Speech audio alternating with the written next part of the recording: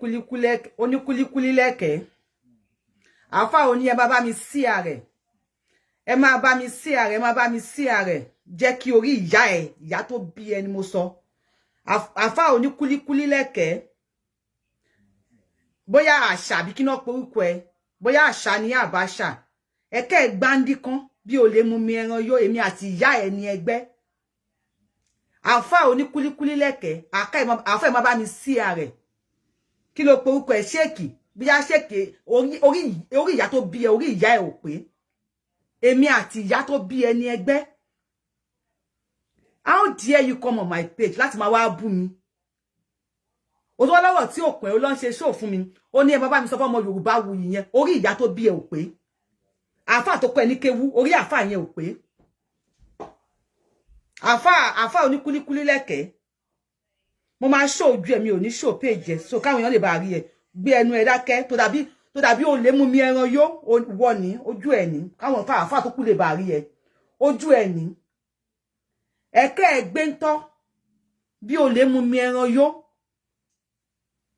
Èmi ló sọ pé ọmọ Yorùbáwùyí yẹn orí ìyá tó bí ẹ ò pé.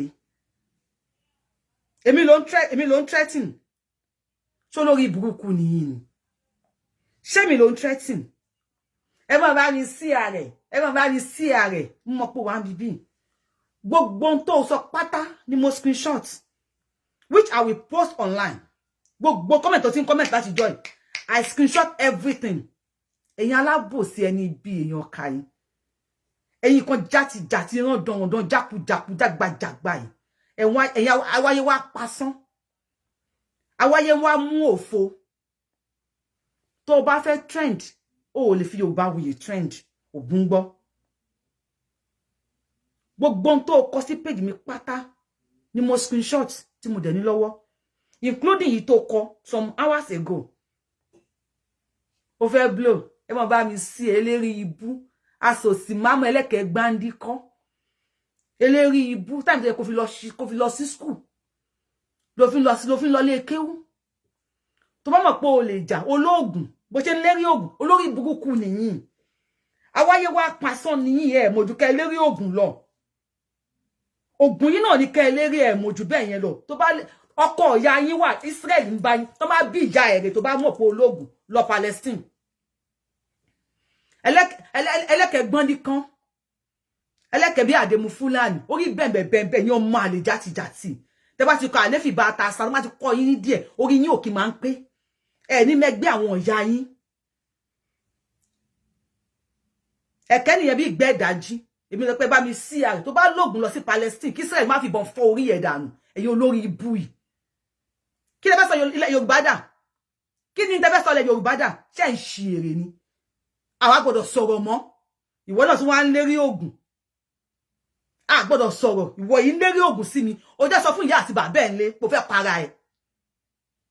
Ògùn gbọ́ mo fi rúmọlẹ̀ ilẹ̀ Yorùbá búra. Sọ fún àwọn tó bí ẹ kó fẹ́ para ẹ̀. Èmi ni wọ́n ń lérí ògùn sí. Who you be? Àwa ológun o. Ẹ jẹ́ kó rí yín pé àwa ò ní ògùn. Ṣùgbọ́n ẹ jẹ́ kí orí yín kó normal. Ṣé ò ń ṣeré ní àbó ń ṣì èrè àfà? Ṣé ò ń ṣeré ní àbó ń ṣì èrè? Ṣé ò ń sinwin ni? Orí ìjà ìfẹ́ yìí ni. Olórí ibú ẹ̀ ni. Olórí ibú ẹ̀ ni máa ṣó ojú ẹ̀ pé mo fẹ́ bẹ́ẹ̀ tátán ni. Ṣé ò ń ṣeré ni? Dágbére fáwọn tó ní ẹ o. Àwọn ológun o. Ajé ń gbà wọ́n ò ní ògùn. Ṣùgbọ́n wọn bí ẹ kú. Orí tá fi ṣèwé ò tí kú Ọlọ́run. Any small thing máa lérí ògùn. Ẹ máa gbọ́ lẹ́nu olórí burúkú yìí náà sọ. Ó ní mi àtàfà kan jọ ń fà kankan lórí page mi. Ni wọ́n wá ń lérí ògùn. Ṣé o ti bímọ? Ṣé o ti fẹ́ yàwó? Ṣé o sì ní ìyá? O sì ní bàbá? O sì ní mọ̀lẹ́bí? Sọ fún wọn pé o fẹ́ para ẹ o. Sọ fún wọn pé o fẹ́ lọ para ẹ. Torí bí tó ń bọ̀ inú ògo èrè àní o. Ògún gbọ́. Ògún gbọ́. Ewu ẹ̀ lọ̀gá ọmọ àsùnta. Mo fi tó wà ní gbogbo mo fi búra fún ẹ. Ayé ń ṣe ìyá ẹ ni. Ṣé o fẹ́ ṣorí burúkú ni? Tábìlì kò lọ sí wọ́n máa bí ìyá ẹ̀ lọ Palestine tó bá mọ̀ pé ológun. Wọ́n máa fìbọn fọ́ ẹ̀kẹ́ tó dàbí kú don kú àwọn Fúlàní wọ́n máa fìbọn ya ọgbẹ́ ẹ̀kẹ́. Palestine Israel ń dúró díẹ̀ ní Palestine tó bá bí ìyá ẹ̀ kò lọ síbẹ̀. Ẹ gbọ́rọ̀ sọ̀rọ̀ sókè wèrè. Olórí ibú. Àwọn kéékèèké ìdẹ́ kẹlọ wá life kẹlọ ní life. ẹ sórí burúkú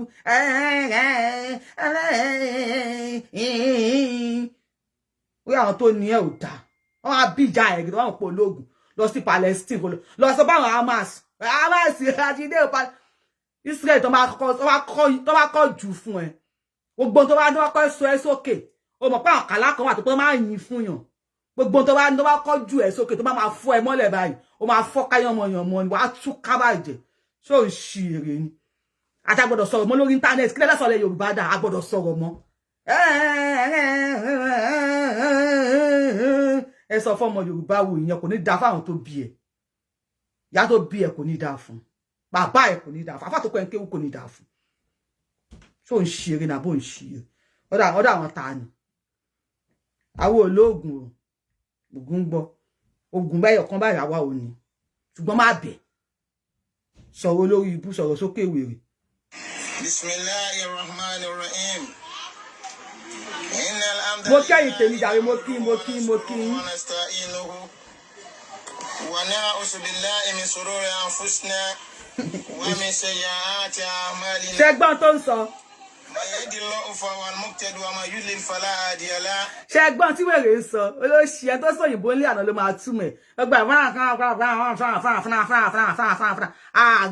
àgbọ́ payá wọn ti gé tí wa lọ Àṣàkẹ́ ni wọ́n ti gé wa létí lọ àgbọ́ nǹkan tó ń sọ ẹ̀yin tèmi ṣe ń gbọ́n tó ń sọ torí mi ò gbọ́ o fàyín wèrè wàá padà túmọ̀ ẹ̀ orí ibú tẹ̀ ẹ kọ́kọ́ sórí ibú síwájú ó máa padà túmọ̀ ẹ̀ ṣe bí wọ́n ló ń sọ̀rọ̀ wọ́n náà ló máa tù gánà ṣé ń gbọ́n tó ń sọ kí la gbọ́ tó ń sọ ń sìn kí ni nǹkan tá a gbọ́ tó ń sọ ó wà nílẹ̀ Yorùbá wọn sọ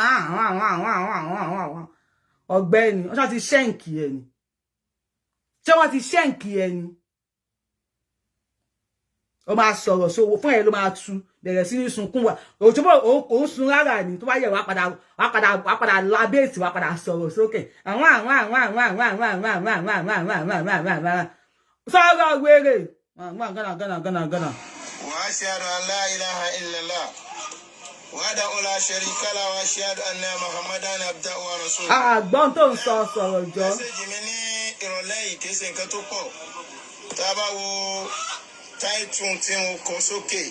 Àgbọ̀ ó ti ń sọ Yorùbá wèrè. Sí arábìnrin Yorùbáwùyí. Ṣé rí mo kàn fẹ́ sọ fún ọ? Wọ́n ní pé fọlá tẹ́kṣìrà náà lè káwọn láti gẹ̀rẹ́ wá tí. Wàdáwìm alásùmtì. Wàdáwìm alásùmtì. Alásùmtì báwo something àwọn fáyọ tí ń gbé something ní ó ti wọ́n kó lọ sí. Wàdáwìm alásùmtì. Alásọ́mtì àfáà yóò ti wà ọ̀pọ̀ lóòsì o eléyìí tí ń gbé sẹ́ńsẹ̀ àgbọ́payá àfáà ọmọ kéwù ni wo ò ṣe àfáà mọ àwọn àfáà àwọn aláwọn àfáà gidi àwọn correct àfáà confirm àfáà ṣùgbọ́n ọmọ kéwù ni wo alásọ́mtì àfáà fẹ́ jẹ something ayé ẹ̀ something pressure ti wà àgbọ́ payán ọ̀gbẹ́ni sọ Yorùbá ta gbọ́ something ẹ̀rọ jáwèrè sọ̀rọ̀ sókè wà something sọ̀rọ̀ sókè wèrè. Yẹmú tó ń fà tá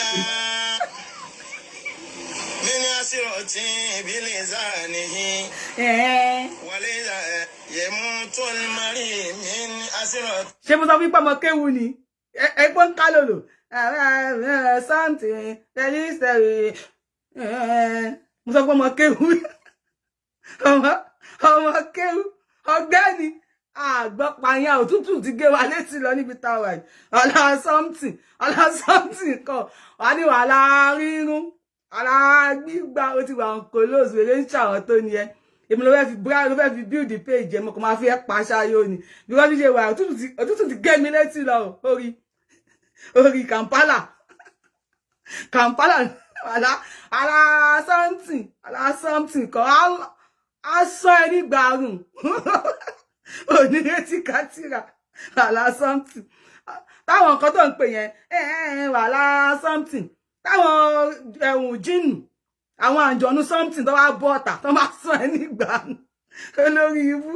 Táwọn àǹjọ̀nú something bá bọ́ta tó máa sún ẹ nígbà orí ẹ̀ máa pé ẹ̀kẹ́ tó dàbí bí òkè Olúmọ yẹn. Sọ̀rọ̀ sókè wèrè.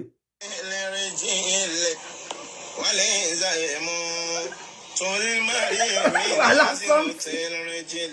Wàhálà. Yorùbáwùyí.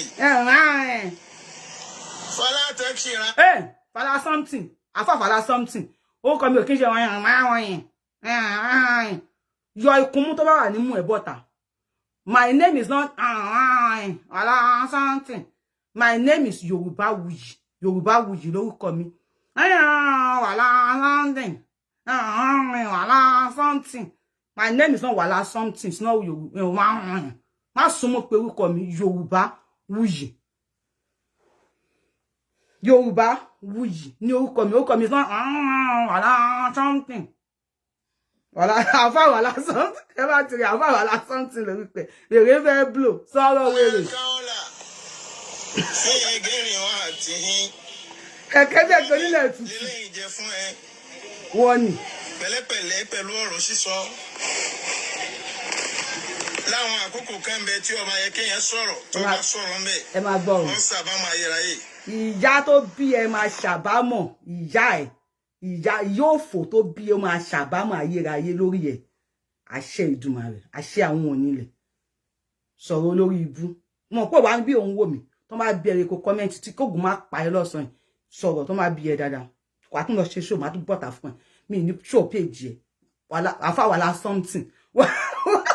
Wàhálà something. Wàhálà promas.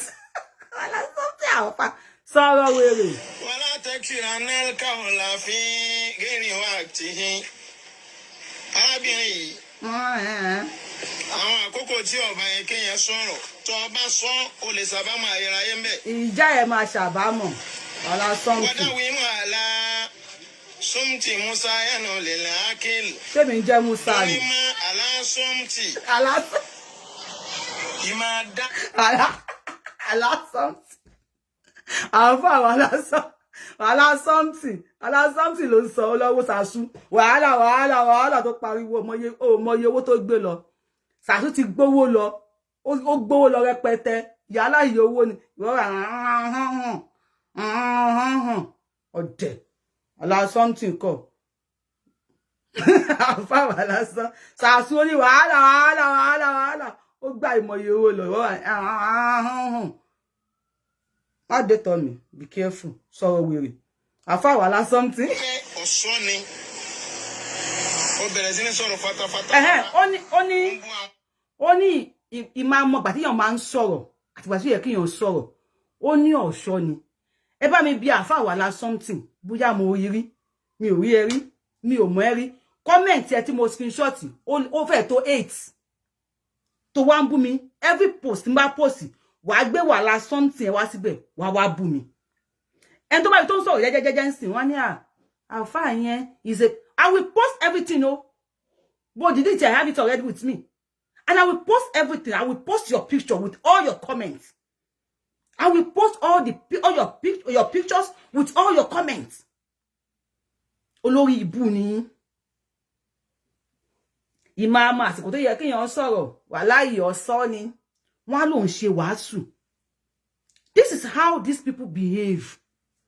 All this small ọmọ lè kéwú, àwọn ilé òkèkè ọmọ lè kéwú, àwọn ọmọ lè kéwú gidi. All this ọ̀lẹ́ntẹ̀ láàfà, àwọn ọ̀lẹ́ntẹ̀ láàfà lélẹ̀ tó kọ̀ tí ò lọ ṣiṣẹ́ tó ń wá wàhálà something káàkiri. Ó wà ń bí ó ń wò mí. All this ọmọ lè kéwú kọ́. Ṣé mi ló fẹ́ sàásì ọ̀gbẹ́ni? Àwọn olóògùn lọ́kọ̀ kalẹ̀. Àwọn táwọn òyìn, àwọn olóògùn lọ sa ló fẹ́ sà. Gbogbo bá bọ̀ tó fẹ́ sà lọ sà. Àwọn ò ní ògùn, anything ògùn ní tí àwọn ò ní nǹkan kan. Ṣùgbọ́n wàhálà something. Ó fẹ́ gbọ́ wàhálà kí ni wọ́n pè? Wàhálà something. Wàhálà something. Israel ń dúró díẹ̀, wà lọ wàhálà something lọ́dọ̀ Israel. Ẹ̀yin wèrè burúkú yìí. And to buy it also once in 1 year, I find there advice you. I have screenshot all his comments. And I will post everything. And to buy it also wala something. Emma will be on that. Even some hours ago, what she was the page, she was booming. Hours ago, she was booming ni page me.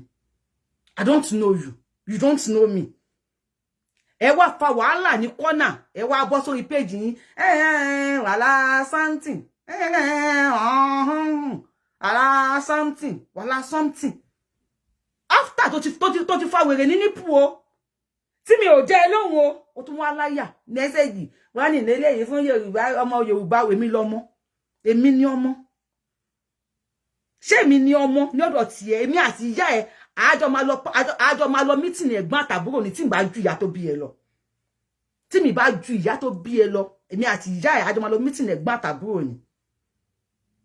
Gbogbo nǹkan tó sọ ní page mi, right from the day one tó ti wá tí mo ti rí ẹ, mi lè ní tó ti wá ń bú mi, tí mo ti bẹ̀rẹ̀ sí ní rí ẹ pé ò ń bú mi. I have a screenshot everything and I have everything with me. Àfà wàhálà something.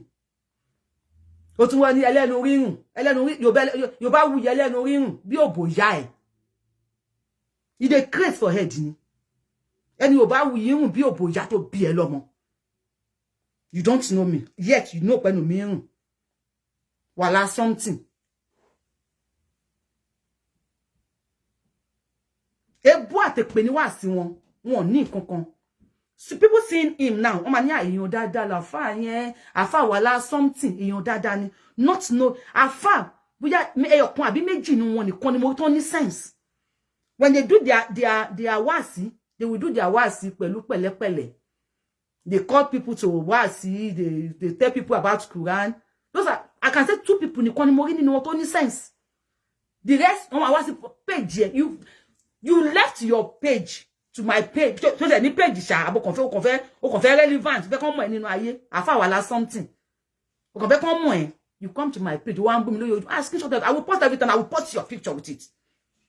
I will post everything and I will post your picture. Àfà wàhálà something. I will post your picture with it. Wàhálà something in your update. Sọ̀rọ̀. Àfà, kò ní dá àfà tó pé nìkan kéwú. Kò ní ṣe kíní kan torí pé ní isu ìwà àti ẹ̀. Kò tiẹ̀ ní dá fẹ́yìn àfà yìí gan. Ó ń kọjá ayé rẹ o. Ẹlẹ́kẹ̀ bí ò lè mú mi ẹran yó. Ẹlẹ́kẹ̀ gbádí kan. Ẹlẹ́nu fọ́pẹ́ bí ẹ̀ ń fẹsẹ̀ rọ́gbẹ̀. Mú fídíò bí mo sọ pé kò ní dá fún ẹ̀yin àfà yìí gan. Mú jáde. Olórí ibú ọwọ́ rẹ̀. Ọmọ àfà lèmi. Lọ mú fídíò bí mo sọ pé kò ní dá fún ẹ̀yin àfà yìí. Lọ mú jáde. Ọmọ kéwú tó bá wá bú mi àfà ẹ̀ ni máa bú. Tó gbà tèmi ń tẹ́tírà káàkiri. Ìyá mi nínú yín pátá ló ń wọ̀. Gbà tèmi gba alif bá ta sakiri. Ìyá mi nínú yín kò ìwọlé ọkọ. Bí àwọn ọ̀sẹ̀ tí bí ìyá mi nínú yín.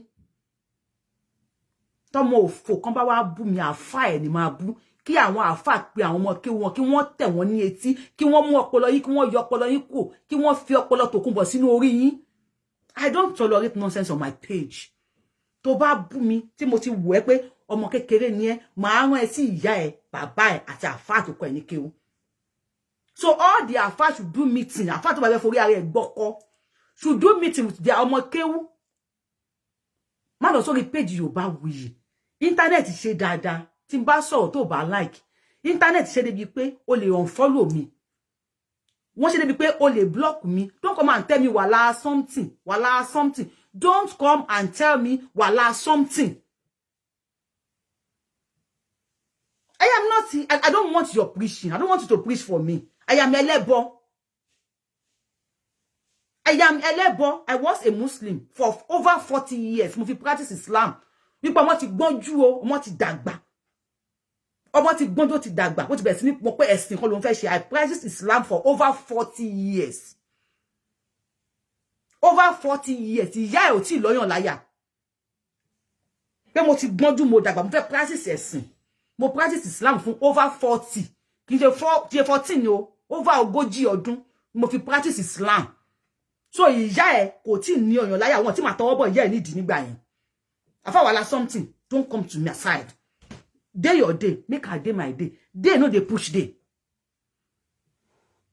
ẹ̀yin ni bi tano bi bá ń wo ẹ̀yin wallahi do gbede alikiamo anobi anno meni yin ni kumo se no bi magbeda ni àwọn kumo oníṣó yẹn o mo kumo te okogan ma fi nja àwọn kumo tó máa ní ìṣó lára tó máa lẹ́gùn yẹn ni anobi àti ra tó 50 packs pali na anobi ma fi order kumo oníṣó àti kumo tó máa ní nǹkan oríṣiríṣi lára kumo ẹlẹ́gùn anobi ó máa order tó 99 pali a order láti China ni tẹ́ bá ti ń bọ́lẹ̀ pé edum sare báyìí ẹ bọ́ta báyìí anobi ma fọ́ yín ní kumo lórí ni kumo anobi ma fọ́ wo anobi anno mi nínú yẹn ní dúró mú pátá yín aṣọ tó fi sin yín gbẹ̀yìn yẹn ní dúró wo okú mi ama sá lọ bá anobi ama sáré tẹ̀lé ni anobi sha rent mi njo gbe de alikiamo rent mi ma be na àwọn àfáà Nigeria agaga àwọn àfáà wada something èyí olórí burúkú tẹ̀ nléyàn kó nu Islam yìí èyí aṣiere tẹ̀ nlé àwọn ẹ̀dànù nínú Islam yìí èyí ẹni òfò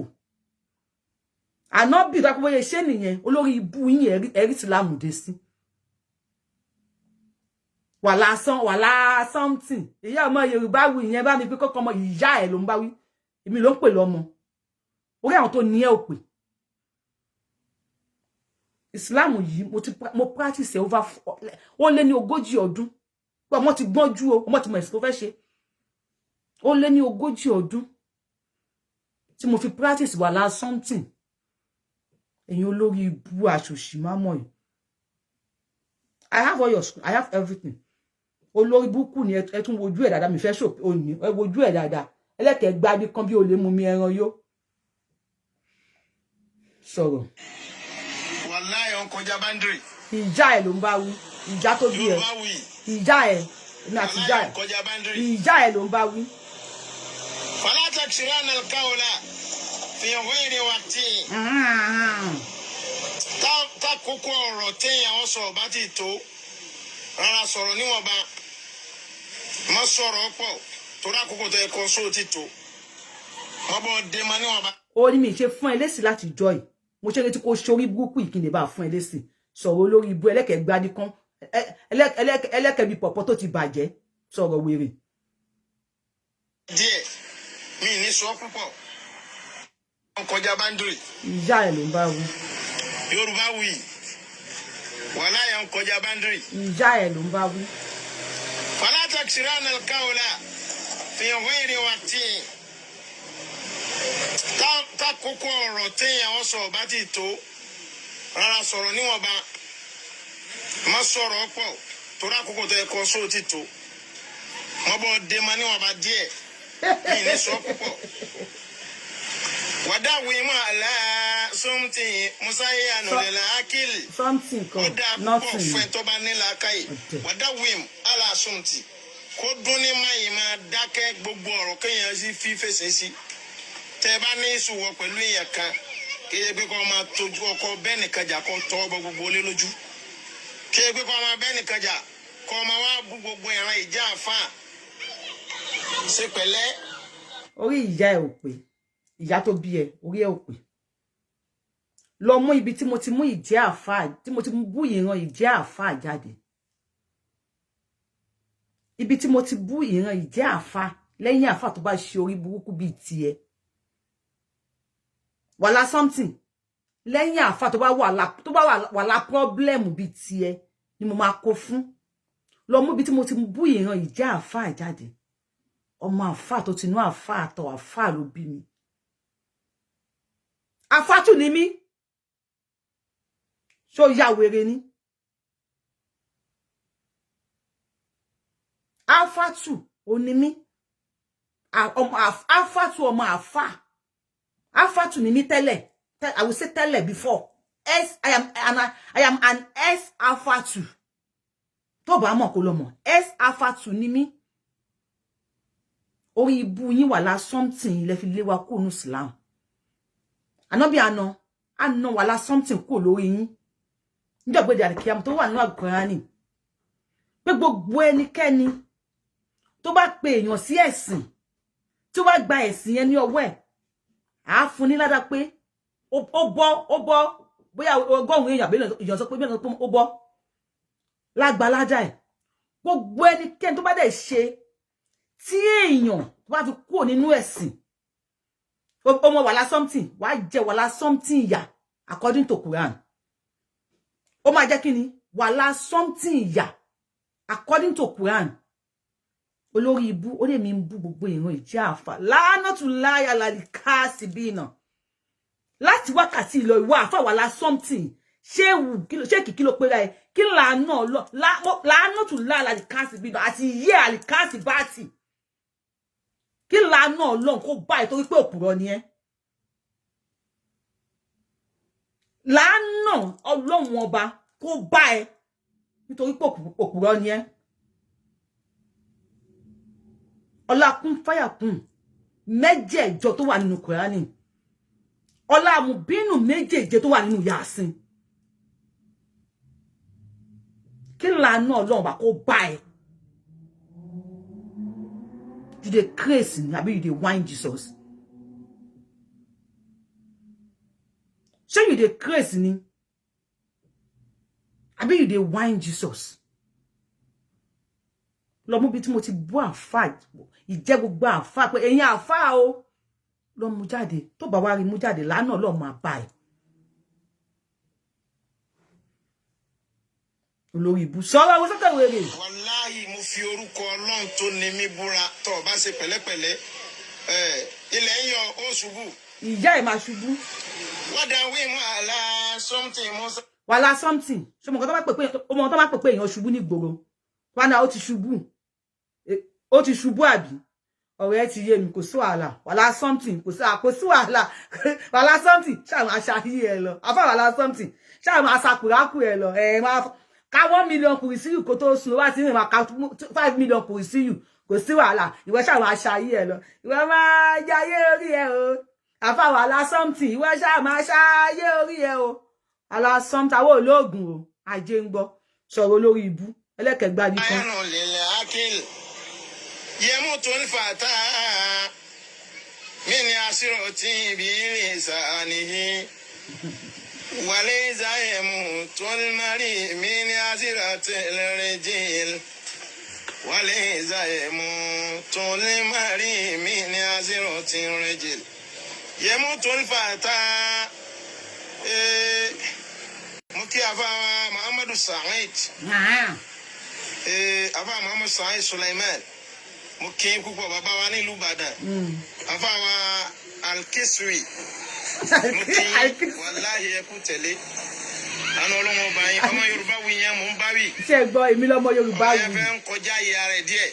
orí ìyá ẹ ò pé àfà wàhálà something ìyá tó bí ẹ orí ẹ ò pé orí ìyá tó bí ẹ ò pé èmi lọ́mọ Yorùbá wí yẹn ń kọjá ìyẹ ọmọ Yorùbá wí yẹn ni mò ń bá ìyá tó bí ẹ tí ò tó ẹ yóò fò tó bímọ àdánù tó sọ ẹ ní wàhálà something yóò ṣì tó bí ẹ orí ìyá ẹ ò pé.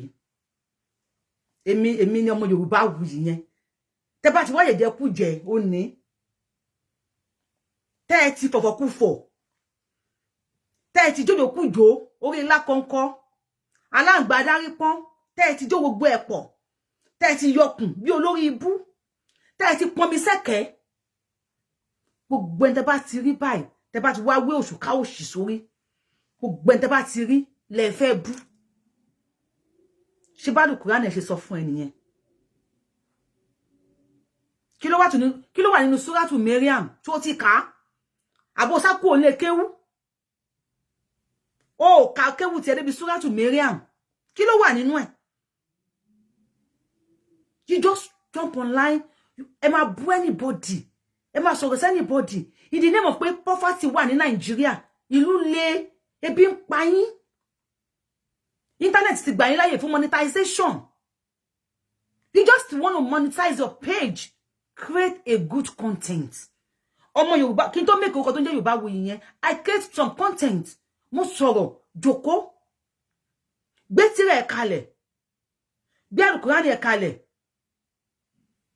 Àwọn nǹkan tó bá mọ̀, wò síra wọn, bọ́ síta. You can be a good content Islamic creator. Talk to people. Kí ló wà nínú Al-Kùránì? Kí la máa ṣe? tá máa fi kójú Ọlọ́run nínú Al-Qur'ani ìlú le kí na èèyàn lè kà tí wọ́n máa rí àánú Ọlọ́run ọba gbà táwa wà bí kìtìyín àwọn àfáà wa máa fún wa ní nǹkan tó pé kò ní mú ìpalára dání. If you are a Muslim here, let me quickly drop this for you. Tó bá jẹ́ Mùsùlùmí níbi bí torí pé I am not a Muslim. I was once a Muslim. But it works. I will drop it for you and it works. Yes. Tó bá ń fẹ́ àánú Ọlọ́run ọba. Àwọn àfáà mi ní kí n má drop ẹ̀. Ẹ ti gbọ́ fẹ́ yẹn. Wọ́n ní kí n padà ńbẹ̀. I will have dropped you. I will have dropped it. I will have dropped. Ẹ ti gbọ́ fẹ́ yẹn pé padà ńbẹ̀. My household, we are living that Islam for you. We live that Islam for you. And you will allow something. I will have dropped it. Àfáà mi ní kí n padà ńbẹ̀. Tó bá kà, ó máa rá àánú Ọlọ́run gbà ṣáá ni. Kò lè mọ̀ pé lórí ibu tiẹ̀, aṣòṣì máa mọ̀ tiẹ̀, mo máa sit ẹ̀ down, mo máa lecture ẹ̀, mo máa fún ẹ ní àṣírí tí ò ní pààyàn lára, tí ò ní pa ẹ́ lára, tí ò ní ṣe nǹkan kan, tí wàá kà, tí wàá dẹ̀ ráàánú gbà. Wọ́n ṣe ẹ́ ni, you dey craze for head ni. Ẹ bọ́ta, ẹ ṣe research. Kí ló wà nínú Al-Qur'ani? Kí ni àwọn máa jẹ àǹfààní? Ìlú le, bí ìlú ṣe le, àwọn onísímẹ́ǹtì wọn máa sùn. Àwọn kan ra símẹ́ǹtì lọ́wọ́lọ́wọ́ àì tí wọ́n ń kọ́ ilé. Tí wọn ò dẹ̀ lọ lu jìbìtì, tí wọn ò pààyàn. Tí wọ́n dẹ̀ rí àánú gbà. Bí ìlú ṣe le, àwọn kan sanwó ilé lọ́wọ́lọ́wọ́ báyìí. Bí ìlú ṣe le, àwọn kan lọ ra mọ́tò lọ́wọ́lọ́wọ́ báyìí. Ẹ jókòó kẹ́ ṣe research yẹn. Ọlọ́run bá mi kẹ́ àfáà mi. Ọlọ́run bá mi kẹ́ mùdírù mi. Gbogbo ustaz tí mo tẹ́ tíra síwájú wọn pátá.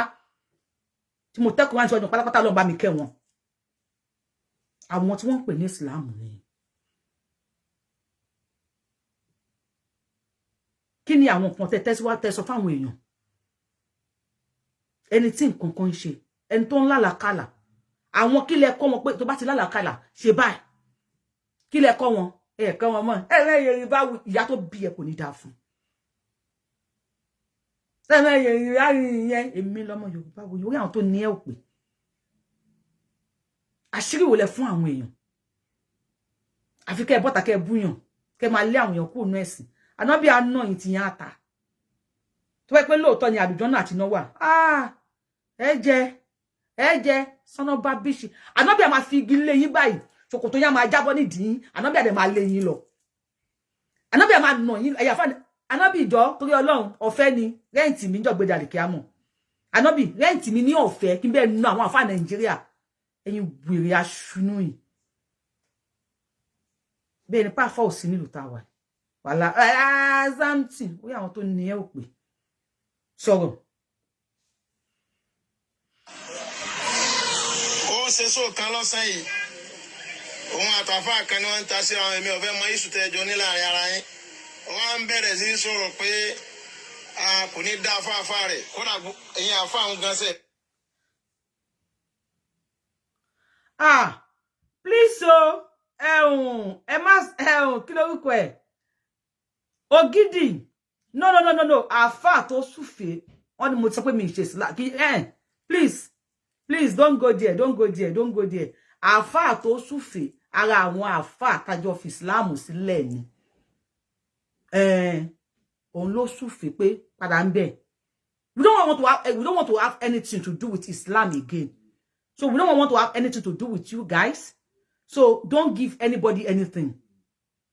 If possible, if you are in Islam to the me, you can unfollow me, go block me. I don't want to have anything to do with you guys again. Because it's getting out of hand. This is getting too much. Nílẹ̀ Yorùbá. We cannot talk. We cannot breathe. We cannot do anything. You can't even say anything. Okay, Quran straight. When we talk, you get something you. You get people arrested. You hold them to ransom. You hold them to bondage. You never release them. If I am not your friend, I will not be your enemy. So giving you anything is just like mo attach ara mi mo yin That is what the Alpha is trying to tell me. Yorùbáwùyí, don't go there. Don't give anybody anything. Anything tí bá mọ̀ nínú Islam kó jẹrà mọ́nú mi. That is just it. But I won't worry. Kí ni wọ́n fún àwọn èèyàn? I could remember, but I was ní èjì tá lọ sí lè kill. Àmọ́ bá wọn Alpha wa ṣe máa fún wa pé mo fi títóbi Ọlọ́run bá mo fi búra. Mo lọ sí ọjà Kútọ̀ níjọ́ kan ọ̀nà le custom lọ́tún custom lọ sí. Mo tá Alpha mi, ustaz mi sọ fún mi ní kill tó bá di gbága tó bá di gbogbo. Come back baba some bye. O kàn lè fi jalè ni. O de ló ní ọ̀nà àìtọ́. Mo lọ́njọ́ náà. Mo fi jọ́ tí máa wọlé Ọlọ́run sùn, mo fi búra. It works. Mo lọ níjọ́ náà ní Kútọ̀nù. It works perfectly well. Kò tó wà bẹ́ẹ̀ ni pé o lè fi jalè, o lè fi ṣàìdá, o lè fi ṣe bí kó sọ pé máa lọ láàrin yẹn.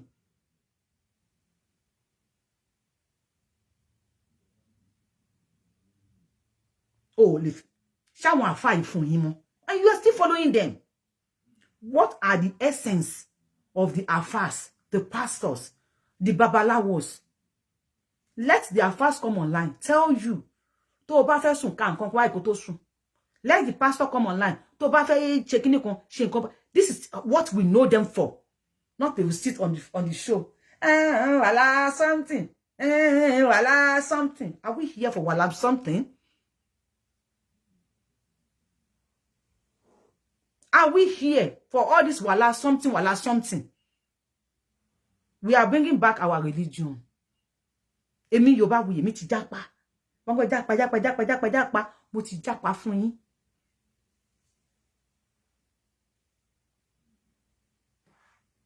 Okay, I am too close to the camera. God bless you. And thank you, my Lord. Only I am too close to the camera. God bless you. Thank you so much. God bless you. Ǹjẹ́ ló máa ṣe orí. Wọ́n fẹ́ gbé sàrà rẹ̀ kọjá ṣọ́ọ̀ṣì. Wọ́n fẹ́ gbé ìdámẹ́sàn tí wọ́n san, wọ́n fẹ́ gbé kọjá ṣọ́ọ̀ṣì. Olódò ìdámẹ́sàn. Bẹ́ẹ̀ ni mo sọ. Ẹ máa bá mi sí ààrẹ ẹjọ́. Ẹ bá mi sí ààrẹ kó kan àwọn èèyàn lára. Ẹ bá wa sí ààrẹ. Ẹ bá wa sí ààrẹ kó kan àwọn èèyàn lára. Ẹ bá wa sí ààrẹ. Ẹ bá wa sí ààrẹ. Ẹ bá wa sí ààrẹ kó kan àwọn èèyàn lára. Àwọn èèyàn wo ló fẹ́ kan ẹ máa ń gang fight ni. Ẹ máa ń gang fight àbí? Ilẹ̀ ńlá ló gbé Kórà Dátánì àti Ábúráhámù mi. Nígbà tí wọ́n gang fight lórí Mósè. Tí wọ́n gang fight ní orí Mósè. Ilẹ̀ ńlá nu Kórà Dátánì àti Ábúráhámù ó mì wọ́n lójijì. You dey craze for head ni àbí you dey whine Jesus.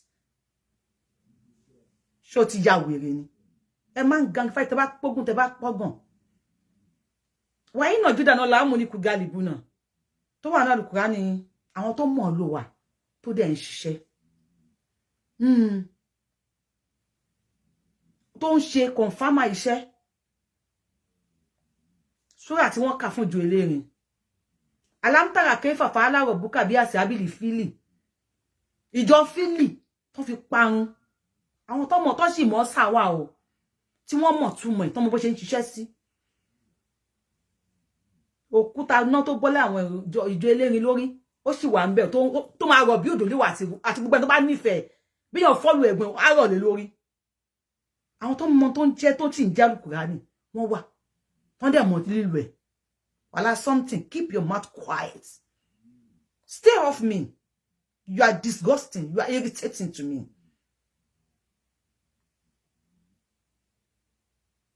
You are irritating to me. Ẹ̀sìn tí mo ṣe over 40 years, over ogójì ọdún. Olórí burúkú yín. You made me leave that religion. Lọ́sàn kan òru kan, ẹ ní ṣe oríire. Ẹ̀yin olórí burúkú wala something. Wow, ọwọ́ tó gẹ̀dẹ̀ bá gbé ara ẹ̀ ló máa fi ń nà o. Ọwọ́ tí ọ̀gẹ̀dẹ̀ bá ti gbé báyìí, ara ẹ̀ ló máa fi ń nà. Ojúmọ́ ò ní mọ́ kábí obìnrin má ṣomi. Tó bá ṣorí burúkú, tó bá ti ń jí bá wọn àṣorí ibú ni. Bí wọ́n bá kí ẹ onítọ̀ wọn àṣorí burúkú. Bí wọ́n bá ṣe tí wọ́n bá sálámọ̀ sí àṣorí burúkú. Tó bá ṣe ṣó tí wọ́n bá ṣe àṣàgbákò. Tó bá sọ̀rọ̀ tí wọ́n bá gbọ́, á rí ìbínú Ọlọ́run. You dey craze for head ni. You dey whine Jesus. Who dey play with you? Ta lẹ gbé ìyá ẹ. tó wá wà lásán tì mí bí ta lẹ gbé ìyá tó bí ẹ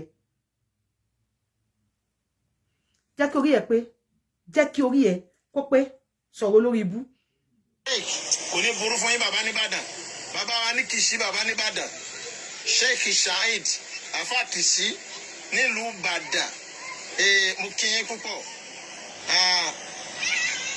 Ọlọ́run ò ní jẹ́ kéde nìkan sí Islam Ọlọ́run ò ní jẹ́. mi ní àṣírọ̀ tí ìbí lè sáà nìyí mo fẹ́ kọ́ ọlọ́mọ yẹmú tó fata èèyàn máa kú hàn lójijì mi ní àṣírọ̀ tí ìbí lè sáà nìyí mo kí gbogbo yẹn tẹ́ wọlé tẹ́ fọ́lọ́ wa mo kí. ṣe gbọ́ òun fẹ́ kémi mọ̀ èèyàn máa kú hàn lójijì fún oníkọ́ ló máa ń fẹnu ara ẹ̀ pé kú o ìwọ ló fẹnu ara ẹ̀ pé kú ìwọ fún ara ẹ̀ ló fẹnu ara ẹ̀ pé kú kò sí ní tó kàn mí torí àwa ti ń dé stage kan tó yẹ pé ìwọ̀nba la lè sọ̀rọ̀ òdì síyàn mọ́ ṣùgbọ́n fún ara ẹ̀ fún oníkọ́ ló máa ń fẹnu ẹ̀ pé kú fún ara ẹ̀ ló fẹnu ẹ̀ pé sọ̀rọ̀ lórí ibú.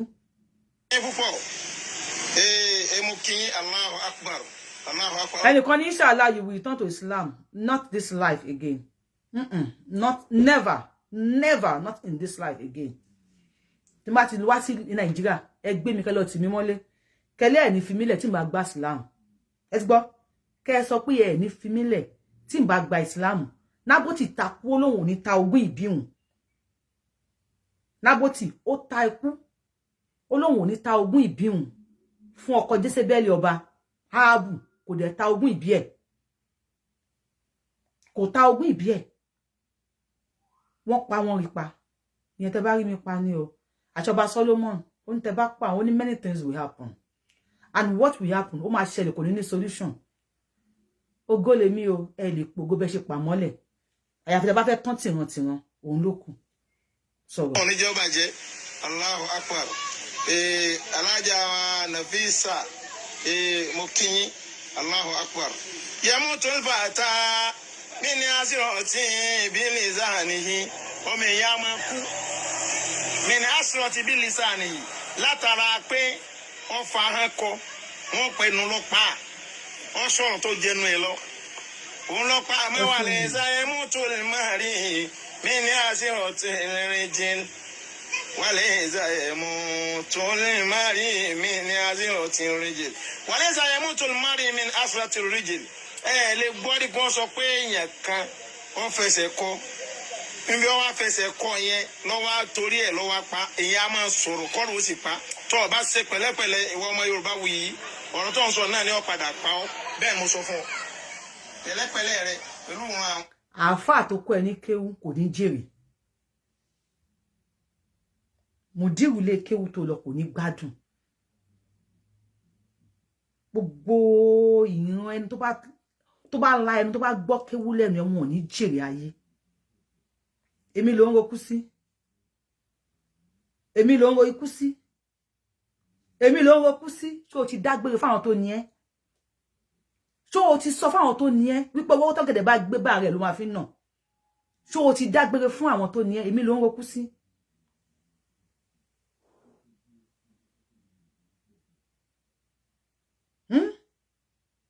ṣé o rántí igi tí wọ́n gbẹ́ kalẹ̀ fún ayaba Ẹ́sítérì àtàwọn ọmọ Ísírẹ́lì ẹni tó gbẹ́ kalẹ̀ orí òun àtàwọn ọmọ ẹ̀ ni wọ́n fi jì sí ikú tó tọrọ yẹn ò ní dá lọ àṣẹ Ìdùmarè àṣẹ àwọn tó nílẹ̀ ìwọ sọ fún mi pé ìwọ ni wọ́n sọ bẹ́ẹ̀ èmi ni mo sọ bẹ́ẹ̀ ìwọ olùbí ta ni ẹ́ àwọn ológun àwọn òkéwú àwọn onítìrà but olùbí ta ni ẹ́ nínú ayé ó fẹ́ tán tìrantìran àwọn ò ní ògùn kankan ẹwà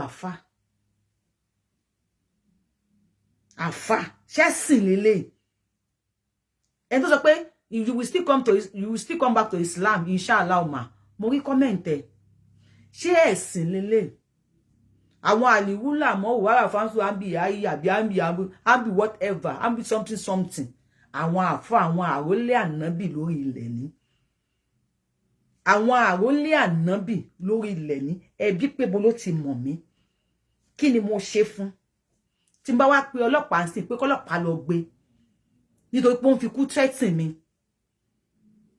ta ni Ọlọ́run ò fi kú threaten Ògo Ìlọrin tán fi ní kọ́lọ́pàá lọ gbé àfáà ni ó di àfáà kejì àbí kẹta lórí internet Yorùbáwùyí náà ni ó lọ bèrè tó tẹ gbójúgbóyà jù ẹ ló ń chẹ̀sínsìn mo sọ fún mi tó tẹ report page mi bí tó bá ti report page mi ohun tó ń gbénu tèmi ó ju ti yín lọ ohun tó ń gbé àyànfẹ́ Elédùmarè ẹ̀yin jú Ọlọ́run tí ò ṣe fọwọ́ gún ni mí gbogbo ẹni tó bá rántí pé mo sọ fún àfáà tó report page mi wípé gbogbo ìjọ tó bá ti release page mi báyìí ló ti bẹ̀rẹ̀ sí ní ṣe ẹ̀sìn ṣẹ̀rí sìn pé ó ń ṣe ẹ̀sìn àbí òṣèṣìn lọ́wọ́lọ́wọ́ báyìí ó ń ṣe ẹ̀sìn internationally gbogbo bí tó ní ìdè ló máa tẹ́ kọjá bí owó ò ní ra fún àdàbí àyàfi tí mo bá lo inú méjì pẹ̀lú èèyàn rí lókù tí mo bá náwó aburú séèyàn rí lókù nígbà tí mo ń ṣe ìsìláàmù àyàfi tí mo bá jókòó pé kí ní yìí mo mọ̀ tí mo tẹ́yìn bá sá o ẹnìyàn á jáde láyé tí mo bá sáré lókù nígbà tó tiẹ̀ lé àdàbí tí mo bá lo ohun tí mo mọ̀ láti fi ọ̀tí èèyàn nìkan lókù tí ó bá ti wá rí bẹ́ẹ̀ gbàgbé ń pa ẹ̀ ọwọ́ tí ọ̀gẹ̀dẹ̀ bá ti gbé ara ẹ̀ ló máa nà mo ti gbọ́ ẹni tó ní mo súnmọ́ kámẹ́rà mo ti gbọ́ God bless you thank you sọ̀rọ̀. àwọn àfáà tó fẹ́ máa ta sí yẹn àwọn àfáà kan bẹ wọn bá ń ṣe ẹ̀rẹ́dàrẹ́ lórí social media kò jẹ́ ẹjọ́ kọ ara yín jẹ́ wàláhì làásìn àwọn àfáà kan bẹ wọn ẹ̀ sàfọ́ orí social media wàlẹ́sà yẹmú tùlùmárì mi ní asrati rijil lè gbọ́ pé yẹn kọ́ fẹsẹ̀ kọ́ wọn á lọ torí ẹ̀ ló kú sí àmọ́ yẹmú tùlùfátà asrati bi lisanihi ìyẹn a máa fa hàn kọ́ mo kí gbogbo ẹ̀ tẹ̀ ń wọlé mo kí púpọ̀ ẹ máa bá mi love ẹ máa like ẹ̀ dẹ̀ máa ṣíà mo forúkọ ọlọ́wọ́n wa mo fi bẹ̀yìn. ẹ dákun ẹ má wòran Mr. àbí Mrs. Adébákin Mariam ìyá mi ẹ ṣé Mariam orúkọ mùsùlùmí dẹ̀ nìyí o tọ̀ wọ́n fáná o mọ̀kánà àléyà wábìláì taofik àgbéga ńláńlá àgbéga rẹpẹtẹ yàrá sákù àrísìkí tó pọ̀ yàgà ní ọ̀rọ̀ tó pọ̀ yàwá síù ìfàyè tó pọ̀ ìfàyè gbà tó pọ̀ a máa bá yín ìyá mi Mariam thank you for the stars ọwọ́ ìyá máa lọ sókè àti gbogbo ẹni tó wò mí pátápátá ṣé ẹ gbọ́ lórí burúkú ṣé ẹ̀sìn tẹ́ ní ká wá ṣe ni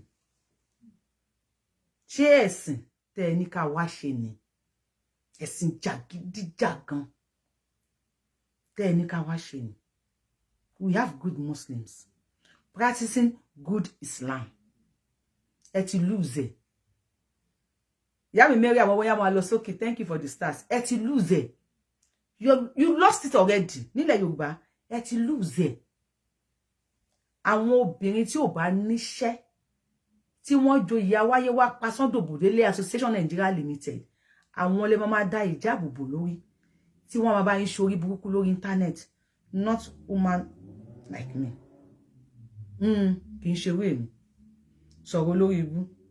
ẹ máa tẹ like ẹ máa tẹ love ẹ máa tẹ sí àkọ́tẹ ọmọ. ó yá ẹ máa bá wa tẹ like ẹ máa tẹ love ẹ sì máa tẹ sí à ó yá ẹ tẹ sí à ẹ máa bá wa tẹ sí à ẹ mọ bá wa tẹ sí à mo mọ ẹ mọ bá wa tẹ sí à ẹ mọ bá wa tẹ love ẹ mọ bá wa tẹ sí à ẹ tẹ sí à ẹ tẹ sí à ẹ tẹ sí à ẹ tẹ love ẹ tẹ sí à olórí ibu ẹni ebi ń pa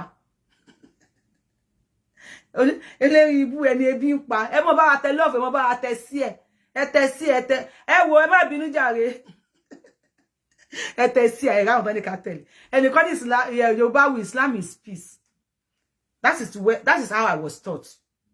Bí wọ́n ṣe tọ́ èmi náà nìyẹn pé salam al-Islam pé salam ẹ̀yìn peace ni asalam ọba àlàáfíà pé peace Islam is a religion of peace bí wọ́n ṣe kọ́ wa nìyẹn báwo bá wa ṣe kọ́ wa nìyẹn ń tá àwà dáyé bá nìyẹn ọ̀hún tìgbà táwọn olórí ibú ẹ máa bá wa tẹ sí àyídé àwọn ẹ máa bá wa tẹ sí à ẹ máa bá wa tẹ lọ ẹ máa bá wa tẹ like ẹ máa bá wa tẹ sí à until when they come. This is what we know Islam for. Sakama Shehu, welcome my love. Àwọn Islamu, àwọn èèyàn mi nínú Islamu ni.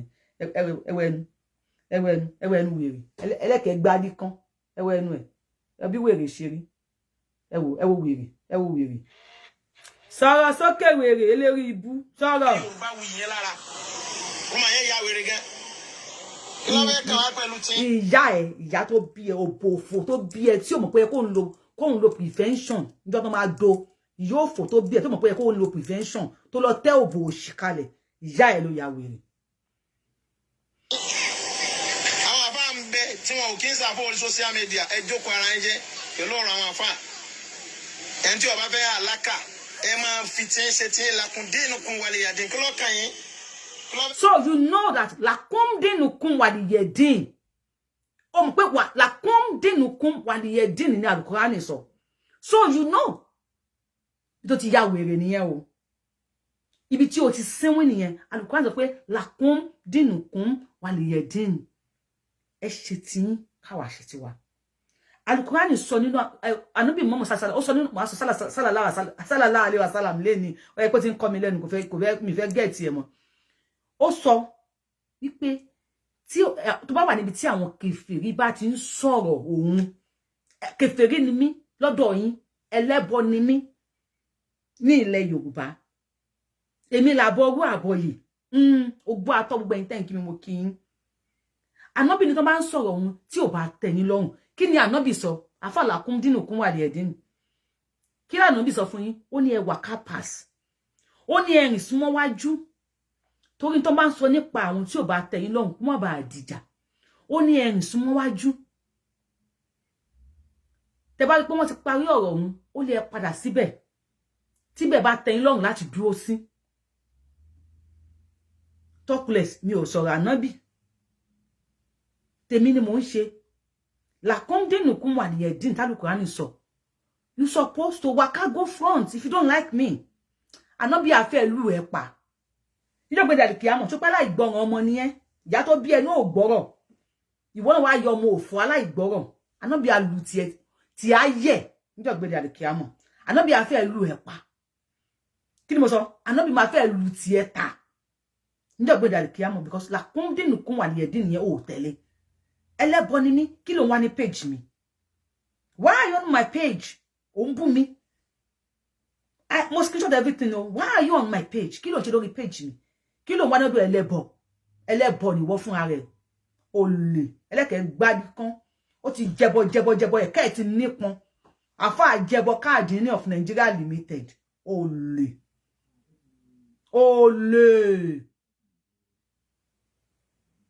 ajẹbọ ṣìírè olè kí ló wá ṣe ní page mi lakum dinukum waliyedin ṣé tí kì í ṣe tèmi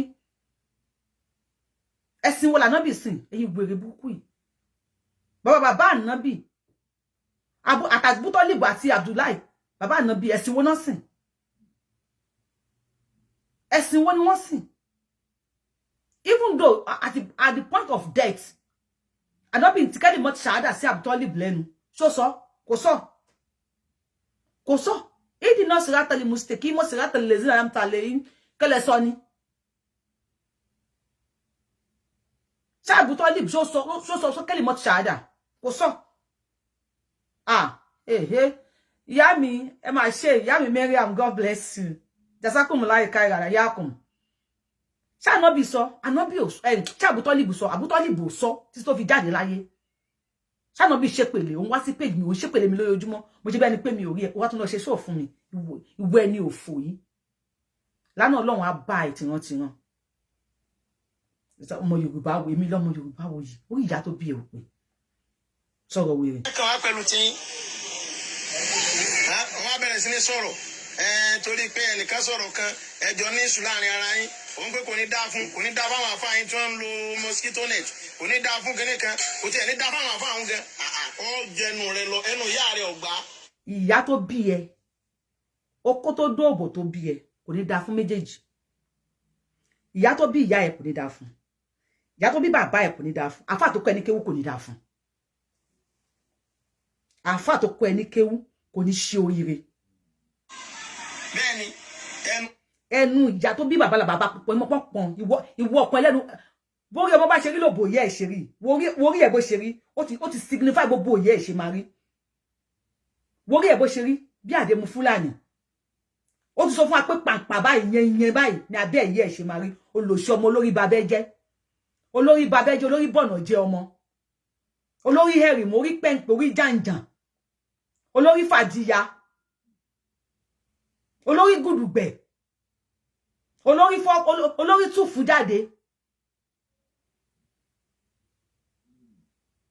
ẹ̀rí borí ṣe rí ṣé mo dọ́dọ̀ ẹ̀ kí ló ń bú mi fún you came on my page on comment on bú mi láti over 1 week now mi ò dé lóhùn the next ni kó máa bú ìyá mi ìyá tó bí ẹ kò ní dáa fún ìyá ẹ ò ní ṣoríire wo rí ẹ bó ṣe rí orí ẹ lórí hẹ́rì mọ̀ yẹn bí ẹrù wèrè ó ti sọ fún wa pé abẹ́ ìyá ẹ ti bàjẹ́ ọmọ olórí babẹ́ jẹ́ ṣé wọn rántí àti ìyá ẹ níjọ́ tó bí ẹ ni lórí ẹ ṣe yí sẹ́yìn lórí ẹ ò ṣe pé ṣé wọn rántí àti ìyá ẹ nínú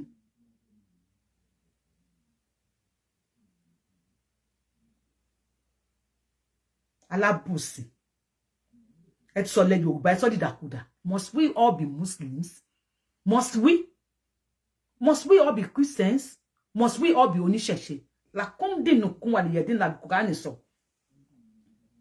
tọ́lọ́wọ̀n bá fẹ́ ṣe tó bá fẹ́ jẹ́wọ́ rẹ̀ ó ní inna ma amuru zawda shay'an yakun lahu kun fayakun inna ma amuru zawda shay'an an yakun lahu kun fayakun fasubhana allazi bi yadi mulku kulli shay wa ilayhi turja'un pé kun fayakun ohun Ọlọ́run bá nìkan lóhun ní wí bẹ́ẹ̀ jẹ́ bẹ́ẹ̀ tó hun nìkan ni when I say yes nobody dare say no tọ́lọ́ bá fẹ́ kí gbogbo wa jẹ́ ìsìlámù á ṣe gbogbo wa ní ìsìlámù ẹlẹ́sìn kan ní gbogbo àgbáyé Ọlọ́run ní agbára kún fàyàkùn láti ṣe gbogbo wa ní kìrìsìtẹ́nì káàkiri gbogbo àgbáyé Ọlọ́run ní agbára láti ṣe gbogbo wa ní oníṣẹ̀ṣe káàkiri àgbáyé tó bá tiẹ̀ mọ̀ Bible tó dẹ̀ mọ̀ Ifá tó dẹ̀ mọ̀ pé onírọ́ ni yín olórí ibú ni yín gbogbo yín lẹ́ni babaláwo tẹ́ ń lò tó bá mọ̀ Bible tó mọ̀ Kùránì tó mọ̀ Ifá ṣebí ó mọ̀ pé wà nínú Kùránì pé inna ma amuru zawda shay'an an yakun lahu kun fayakun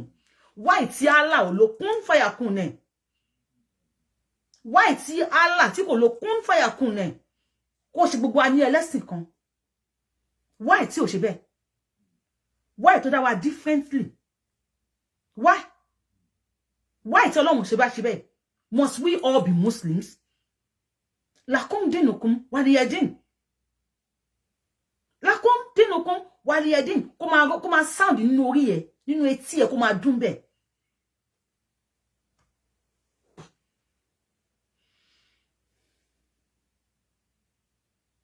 God bless you jare Banke God bless you thank you God bless you must we all be Muslims must we okay ẹ sọ fún wa pé wàlẹ̀ asri iná lè zánà láàfin òzìrì ilà lè zínà àmọ́nù wà á mìlú sọ́líàt wàtàwà sọ́bìlì àt wàtàwà sọ́bìlì sọ́gbẹ̀. Is that not what you told us? That ìrọ̀lẹ́ ayé la wa o ayé ti ń parẹ́ lọ ayé máa parẹ́ o kíní kan máa ṣe kíní kan máa ṣe. This is what the Quran told us, that wàlẹ̀ asri la wa àti wà ní ìrọ̀lẹ́ ayé àti ń súnmọ́ òpin ayé lọ. Yet àwọn tí wọ́n fún wa ní Quran láti Saudi, they are there rebuilding their country. One build the country one underground train one share every time. One ta epo, one ta gold, one wa gold. One ta one more way, one fun àwọn ọmọ ìlú wọn, one tún ìlú wọn ṣe. At your age, if you are from Saudi Arabia, dear, and you two about Balosho.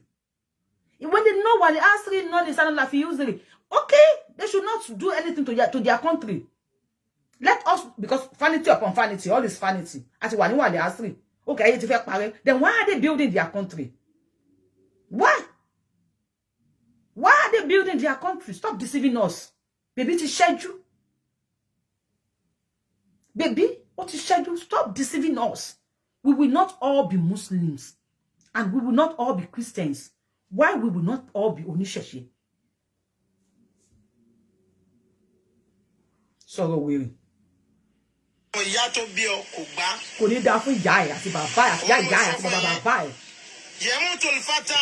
Ìfátà. Min asrati bil lisani. Wà ní something. Min asrati bil lisani látara kó fa ó fẹnu kò.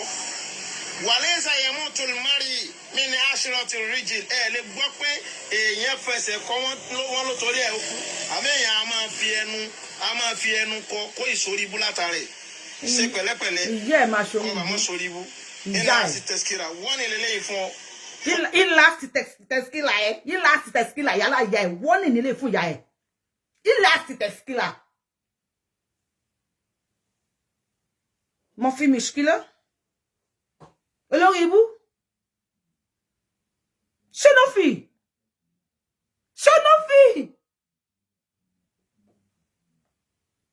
olóṣì kí ló dé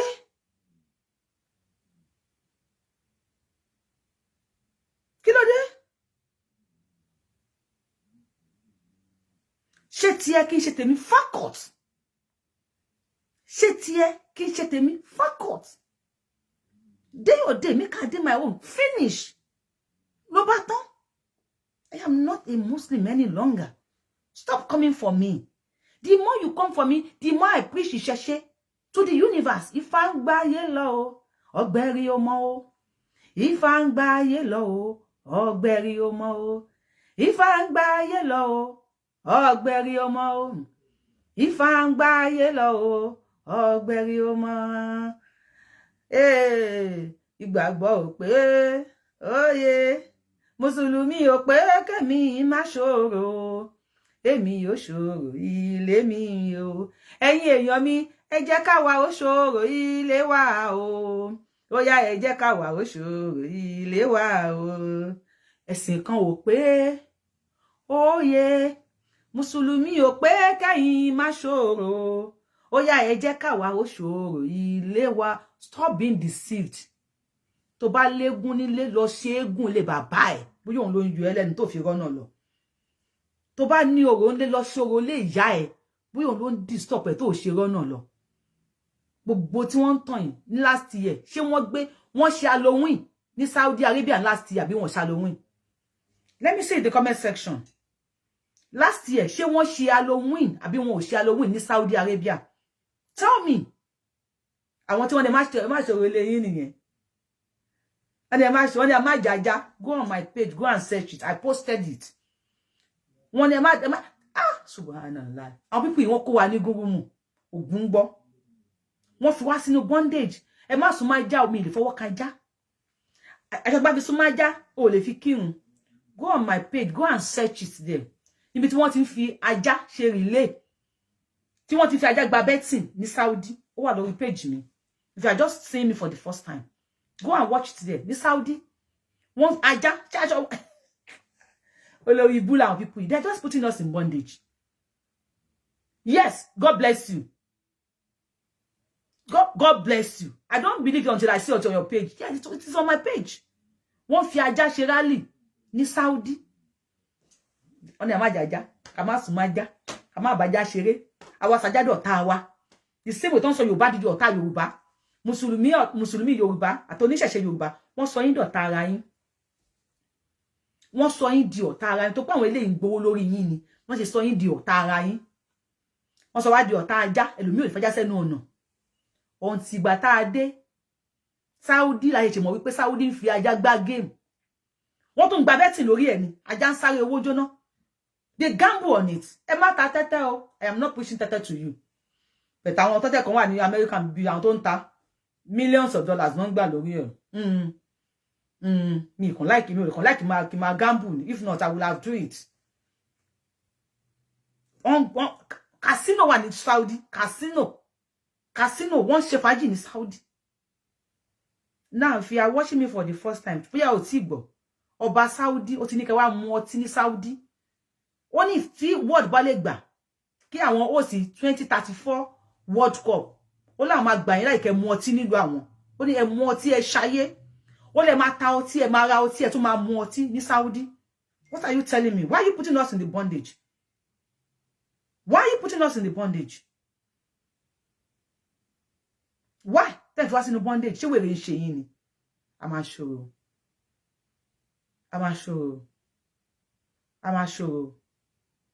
Ọ̀nà Kristẹni lè mi gbà wá sáyé. Kristẹni nìyá tó bí mi lọ́mọ.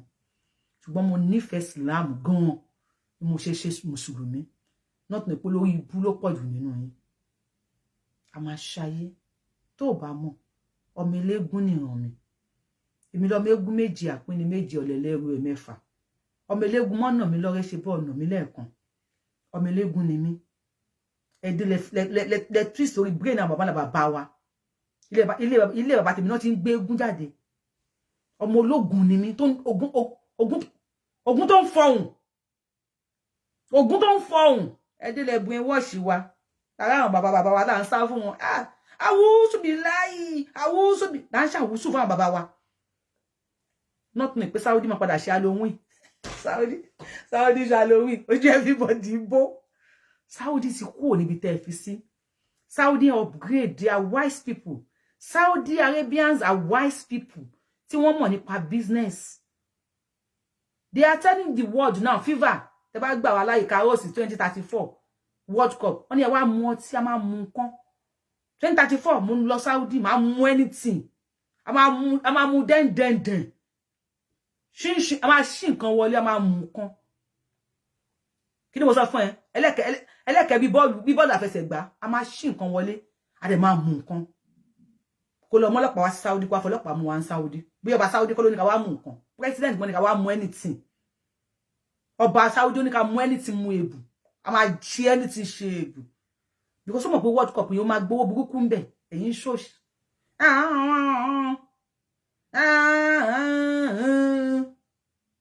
Wale something. Wala something ko. Wala nothing. A mú nothing. A share anything. We are orí ìyá tó bí ẹ ò pé. Mi lè sọ fẹ́ pé orí ẹ ò pé because ọmọ kékeré ni ẹ. Ìyá tó bí ẹ orí ẹ ò pé.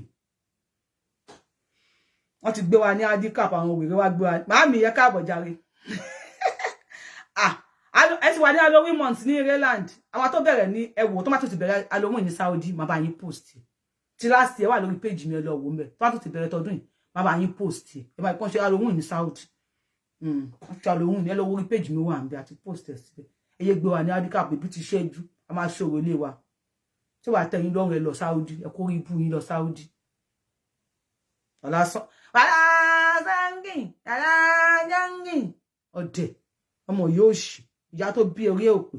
Sọ̀rọ̀ wèrè. Asa ìlànà bí ṣebí gbogbo ẹ̀yin tẹ́ ń wọlé tẹ́ ń síà. Ẹ máa síà. Ẹ sì kú ìfẹ́ lára. Àánú Ọlọ́run mọ̀ bá gbogbo yín. Ẹ bá máa síà. Wala quwwata illa billahi al-aliyyil azim. Mo kí afa Said láti ìlú Ìbàdàn. Afa Said Azikiri mo kí yín púpọ̀. Èèyàn kan tó wojú ẹ̀ nìyẹn. Àbá àgbà yẹn. Láti ìlú Ìbàdàn. Mo kí yín. Mo kí gbogbo ẹ̀ tẹ́ ń wọlé tẹ́ ń share. Ẹ̀ tẹ́ ń wọlé tẹ́ ń message. Àánú Ọlọ́run mọ̀ bá gbogbo yín o. Albarka la ilaha illallah wala hawla wala quwwata illa billahi al-aliyyil azim. Mo kí Alájà Mariam. Ìyá Zainab. Mo kí yín púpọ̀. Àánú Ọlọ́run mọ̀ bá yín. Albarka la ilaha illallah. Gbogbo àdáwọlé yín Ọlọ́run jọ yọrí sí rere. Ó jọ Fúlàní pàápàá. Ẹ máa bá mi like ẹ sì máa share àwọn program wa. Àánú Ọlọ́run ọba yín wala hawla wala quwwata illa billahi al-aliyyil azim. Assalamu alaikum wa rahmatullah. Ṣé pé ẹni tó lórí burúkú lọ. Ẹ wọ́n bá wa sí ààrẹ. Ó ti wá ń bú mi nísìn. I will start posting all his comments. Ó ti wá ń bú mi nísìn. Tí mo yẹ bẹ́ẹ̀ ni pé mi ò rí. Kó lọ ti bú mi darí lẹ́nu. Kí ni mo sọ fún yín? Ó ti bú mi darí ní èní. Wọ́n dẹ̀ fún mi notification rẹ̀ because ọ̀rọ̀ ẹ̀ wà ní notification. Wala something ẹ jẹ́ kí n wò fún yín. Kíni ẹ̀ wà ní notification. Mo ń bọ̀. Màá fi hàn yín nísìn. Wala something. Mo wá notification ní kíni ẹ̀ wà. Ó ní Yorùbáwùyí ẹlẹ́nu rírùn. Báwo ló ṣe mọ̀ pé ẹnu mi rùn? Mi ò mọ̀ rí, o mọ̀ mi rí. Olórí burúkú aṣẹ́wó ó ní. Ẹ jẹ́ kí n fi notification mi hàn yín. Màá screenshot ẹ̀ ní notification. Kẹ́ lè mọ̀ pé mo fi kíní ẹ̀ sí notification ẹ máa wò. Fẹ́ bo orúkọ wèrè ẹ̀ ní o. Mo máa bo last name ẹ̀. Ẹ máa rí àṣà. Bóyá àlè àṣà bí kí náà pé ó ní. Ṣé ti rí pé notification ni? ẹ ti rí notification area notification mo ti screenshot ẹ ti rí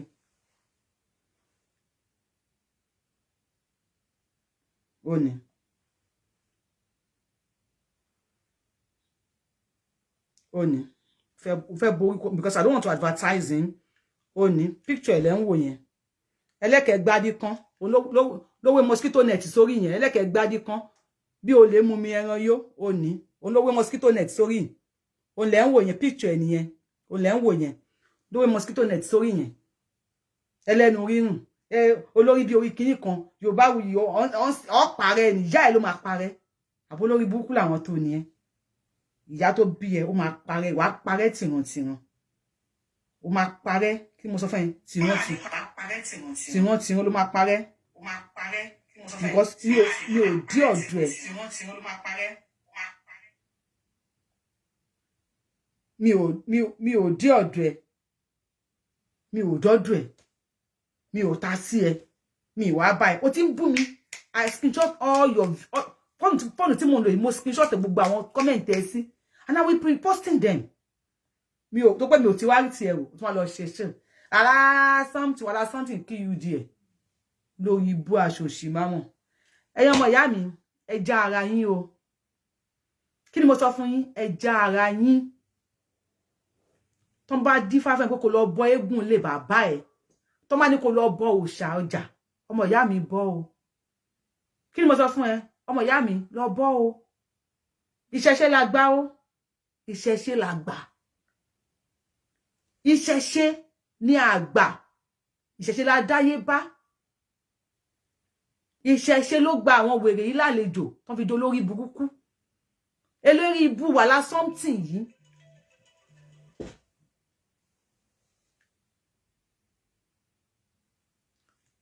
olórí ibu wà lá something yìí most wọn àwọn bàbá wọn Èkó Lagos Island ni wọ́n ti rọ́wọ́ ti bẹ̀nu nígbà tó dúdú nílùú òkè most wọn díwọn bàbá wọn Lagos Island Dòsùnmú ni wọ́n ti ń ta aṣọ ni wọ́n ti ń ta pákó tó ń ta sellotape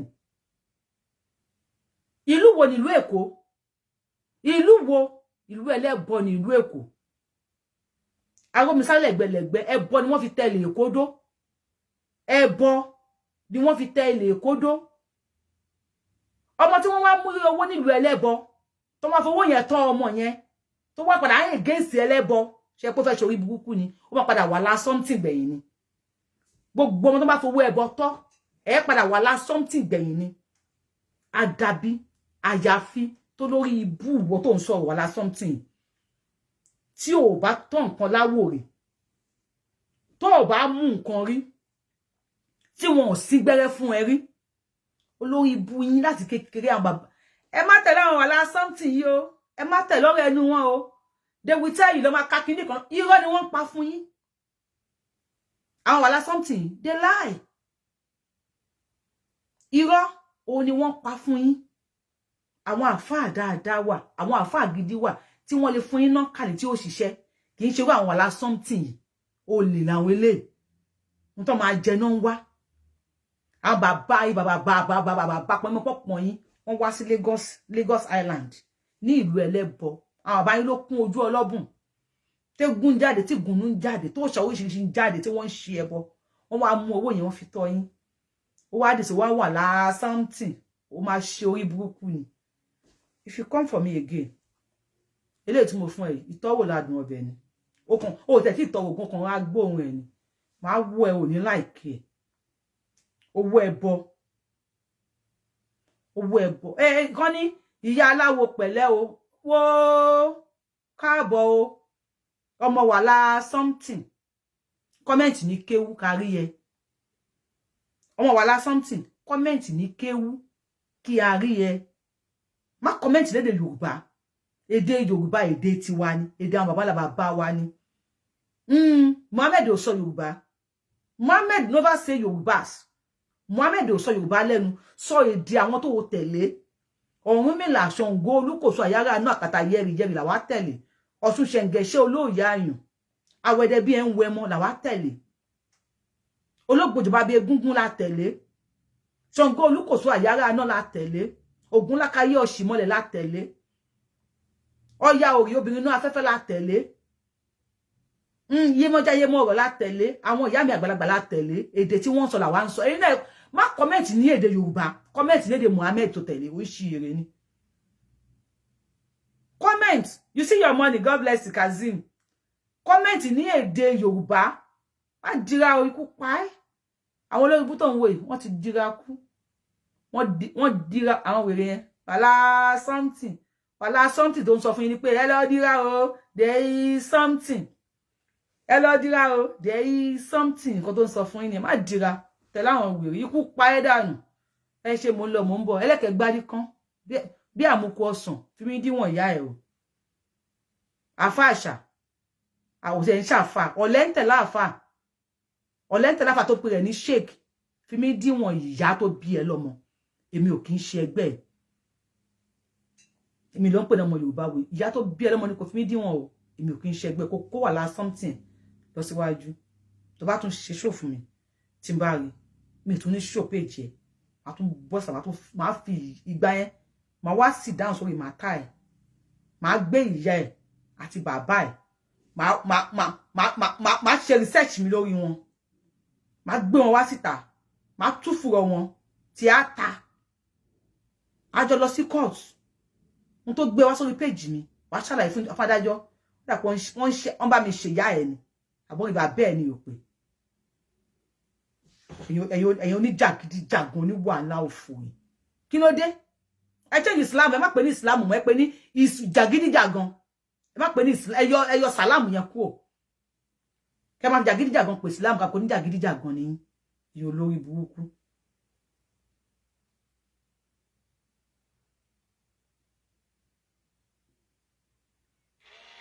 Ẹ ṣé gan.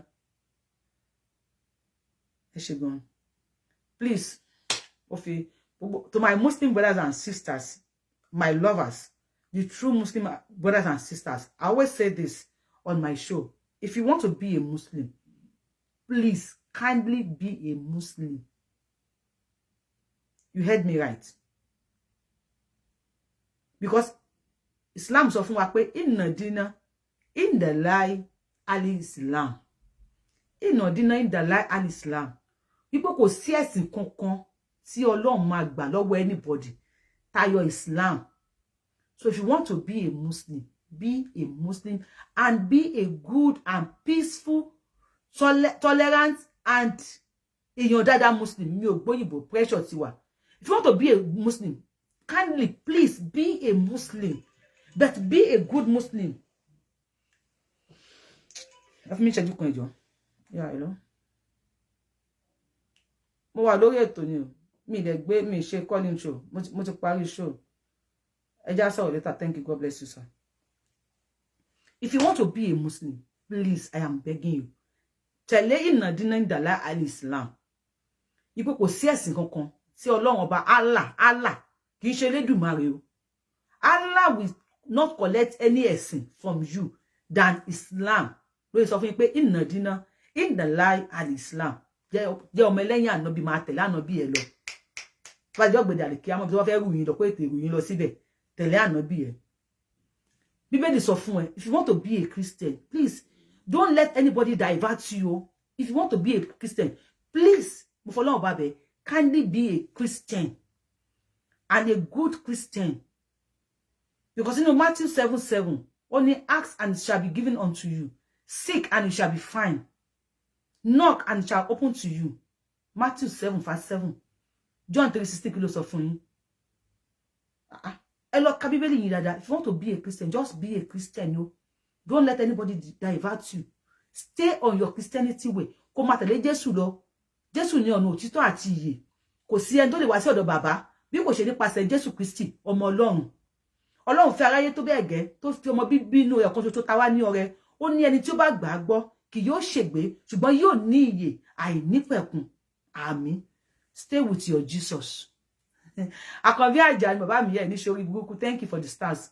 Stay with your Jesus. Ọwọ́ yẹn máa lọ sókè sà. Àpòṣẹ́ṣẹ́ àwọn ará òkè ń gbé àpò yín ò ní gbé. And if you want to be oníṣẹ̀ṣe, please, if you want to be oníṣẹ̀ṣe, be a good oníṣẹ̀ṣe, a tolerant oníṣẹ̀ṣe. oníṣẹ̀ṣe gidi tó máa wà peaceful Ọ̀rúnmìlà ọ̀run ló mẹ́ni tó máa là ìṣẹ̀ṣe làgbà Ifá ti ń gbáyé lọ àwọn ọ̀gbẹ̀rì ò mọ̀ ìṣẹ̀ṣe ní àgbà Ifá olókun asọ̀rọ̀dayọ̀ ẹlẹ́rìí ìpín atórí ẹni tí ò sun ọ̀ṣẹ́. If you want to be a oníṣẹ̀ṣe, be a peaceful oníṣẹ̀ṣe, má ṣayé ẹ lọ. Tó bá gbọ́ ẹbọ korú, ríru ẹbọ ní gbé ni, àìrú ẹbọ kì í gbé ènìyàn. Ríru ẹbọ ní gbé ni, àìrú ẹbọ kì í gbèyàn. Tó bá ti gbọ́ ẹbọ rú ẹbọ. Rú ẹbọ. Ọ̀ṣun ló fẹ́ sìn ní Ṣẹ̀ǹgẹ̀ṣẹ̀ olóòyà àyàn. He's just a prophet like Muhammad, like Jesus. Tara Ọ̀ṣun connect mọ́ Elédùmarè. Ọba olódù tó mọ ààrẹ. Tara Ọ̀ṣun Ṣẹ̀ǹgẹ̀ṣẹ̀ olóòyà àyàn connect. Intermediary ló jẹ́. Ògún kọ́ ni Ọlọ́run. Ògún is an intermediary láàrin ìwà àti Elédù tó mọ ààrẹ. Ọbàtálá ọba àtàṣà ọba takuntakun lóde ìrànjẹ. It's just an intermediary láàrin ìwà àti Elédùmarè. Ògúnlákàyé Ọ̀ṣìmọlẹ̀. It's just an intermediary láàrin ìwà àti Elédùmarè. Ṣàngó Olúkòso Àyáráná is just an intermediary láàrin ìwà àti Elédùmarè. Bàbá mi Àkànbí, God bless you. Stars yẹn ṣá ń lọ ni ẹ ní ṣorí burúkú. Be a peaceful oníṣẹ̀ṣe, má bá Mùsùlùmí jà. Don't fight with the Christians. Just be peaceful. And ní ìgbẹ̀yìn àjọ dé ọgbà ìtẹ̀rọ̀. Ibi tá bàbá la bàbá wa wà, a máa dé ọgbà ìtẹ̀rọ̀ láṣẹ Elédùmarè. There's not enough anywhere. We are going to ọgbà ìtẹ̀rọ̀. I am not going to Àlùjọ́nà with you. I am not going to paradise with you. I am going to ọgbà ìtẹ̀rọ̀. So I'm not going with you. Stay on your own. Stay on your own lane. And if you don't want to be anything, because we have over 4,000 ẹ̀sìn.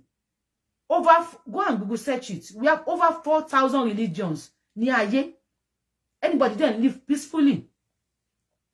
If you don't want to be any ẹ̀sìn, if you want to be, oh yeah, I'm going to show you. What should happen now? What should they stop? Oh yeah, I'm Miami. Oh yeah, shaking here. Oh yeah.